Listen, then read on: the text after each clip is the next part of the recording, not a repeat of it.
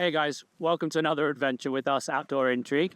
We've got Ruadh along, our adventure hound, and we're out for an overnighter. We're going to stay in a Bothy, either the Bothy we just had lunch in or one that's over on the other side of these mountains. We're doing a couple of Corbetts in a very remote area up here in the northwest. We're sort of in between Carron and Kintail and Mulladoch. It's quite a cool area. So we've walked out a ways already. We had terrible weather this morning. The forecast is not very good, lots of rain and wind. But so far we're getting lucky and we've had a good little patch for the last hour or so. So we're going to hack off up top of the summit of this Corbet and then down the other side. And we'll bring you along and yeah, hopefully you'll enjoy it. We'll see you in a bit.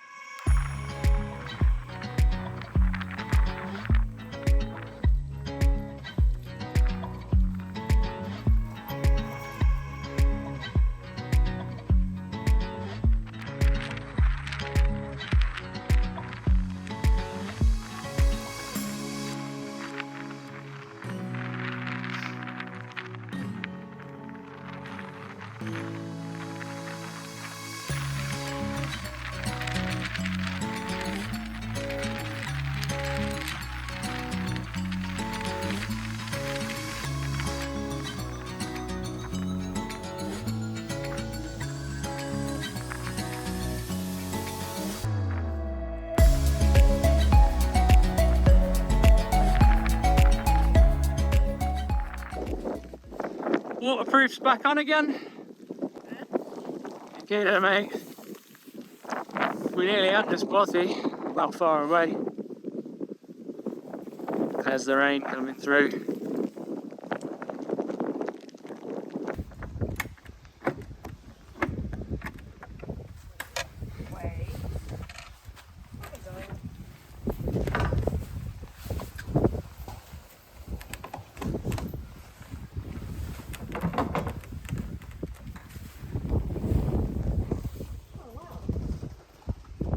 We'll show you, we've set up our little room in the Bothy, taken all of our kit out, put everything out so that when we get back later on we can just make food and chill out.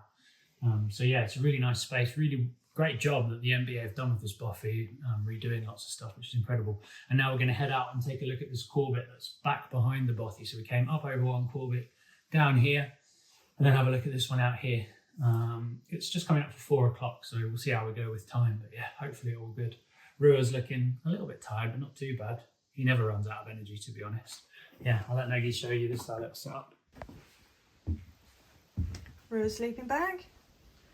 That's Ben's mat and Ben's sleeping bag, although my mat and my sleeping bag are identical, so telling the difference is good luck.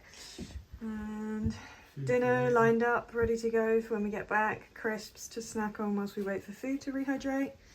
And everything hanging with the hope of somewhat drying out, although that might be wishful thinking. Very nice. Right, you ready? Good boy.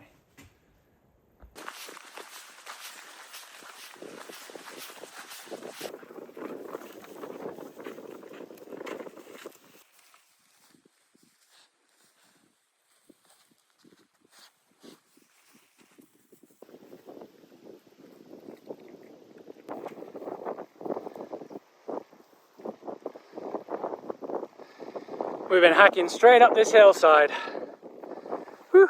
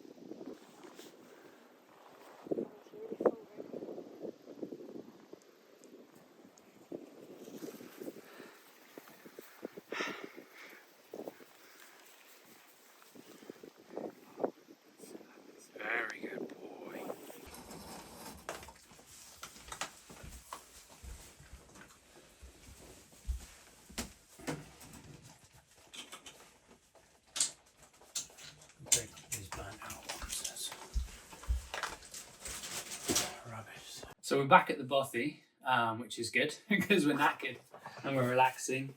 Ruadh's taking it easy. He's had his dinner. Ours is just rehydrating. We made it up the Corbet all the way. It was cracking. We definitely took, well, I think it is quite trackless in general where we are, but we took a very trackless route. And today was about 32 kilometers, 1,600 or 700 meters of ascent. A lot of trackless stuff. So yeah, pretty tiring. So glad that we've got a nice warm little snug area that we've got all set up. Gonna make some tea in a minute and basically listen to some podcasts, eat some food. We've already finished almost a bag of crisps, a big bag of crisps. And yeah, have some tea and just take it easy and then fall asleep. And then tomorrow morning, we'll bring you back before we depart the Bothy. But yeah, just taking it easy, lit a few candles. It's still light outside. Beautiful. And this boy's relaxed.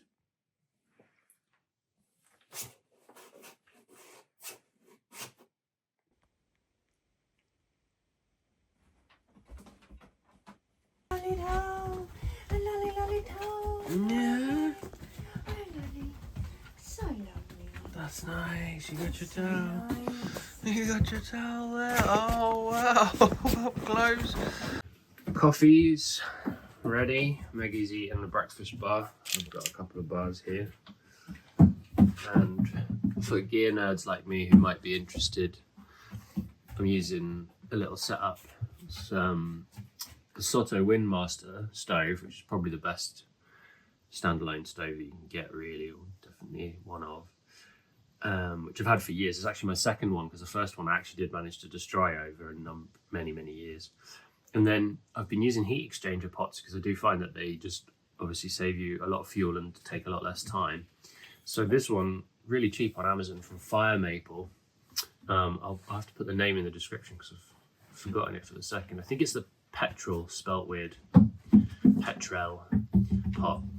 And it's sort of about £22 or so. And it fits perfectly. I mean, it actually fits even better than it looks like it fits currently, but basically fits on to the three-pronged Soto Windmaster system and seems to work really well. So yeah, I've been comparing that to a Jetboil Micro-Mo out of interest to see. I mean, I've got other pots like an MSR Titan and other standard ones, but I find the ones with the heat exchangers do work much better, particularly in wind. It doesn't matter in a Bothy, but often when you're out in any sort of wind, it really makes a huge difference. So yeah, quite an interesting little setup. You can't quite see, but you can almost see the midge swarming outside the Bothy window.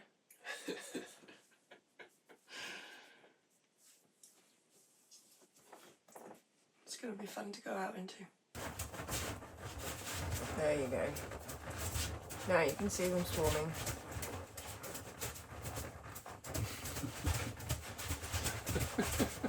Oh my god. You're wondering what that noise is. It's a crazy spaniel. We left the Bothy, which is just behind those trees. Couldn't stop or film or anything because it's really still, so there's an awful lot of midge around right outside the Bothy. It was absolutely terrible. So we just got everything ready and then ran for it. And now we're heading back. We're going to hook up onto, or just follow the Cape Wrath basically for most of the way, and then an estate track off of that back to where we parked up eventually. So good few hours still to go, but cross this burn and then heading sort of that way. You ready, Roo? You ready?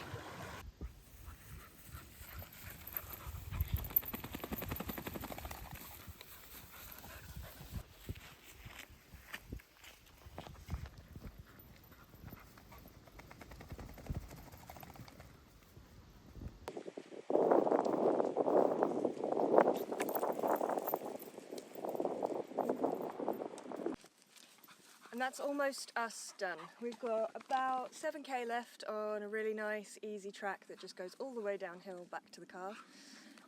It's been a great trip. The weather today was supposed to be horrific, and we've not put our rain jackets on once, so that's a win. If you enjoyed the video, do think about liking and subscribing. If you've got any questions about any of the gear that we used or the route that we took, leave them in the comments down below. And if you want to follow us on Instagram, it's Outdoor Intrigue at Outdoor Intrigue. And yeah, hope to see you again for another one soon.